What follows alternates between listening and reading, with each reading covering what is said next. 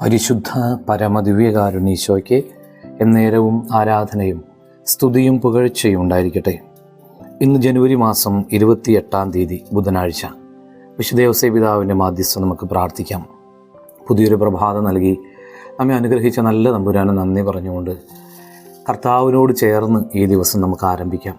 അനുഗ്രഹമുള്ള ദിവസമാകട്ടെ. ഇന്ന് ലൂക്കാ സുവിശേഷം 7-ാം അധ്യായം 38-ാം വചനം ധ്യാനിക്കാം.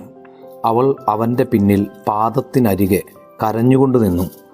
കണ്ണുനീരുകൊണ്ട് അവൾ അവൻ്റെ പാദങ്ങൾ കഴുകുകയും തലമുടി കൊണ്ട് തുടയ്ക്കുകയും ചുംബിക്കുകയും സുഗന്ധതൈലം പൂശുകയും ചെയ്തു.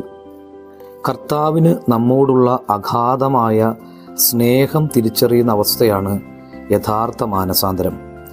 മാനസാന്തര അവസ്ഥയിലേക്ക് കടന്നു വന്ന വ്യക്തി ഏറ്റവും വിലപ്പെട്ടത് മാത്രം അവിടത്തേക്കായി സമർപ്പിക്കും.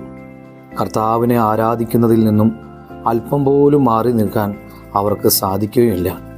കർത്താവെ, പാപിനിയായ സ്ത്രീയെപ്പോലെ അങ്ങയെ തിരിച്ചറിഞ്ഞ് സ്നേഹിക്കാനും ആരാധിക്കാനും ഞങ്ങൾക്ക് ഓരോരുത്തർക്കും കൃപ തരണമേ.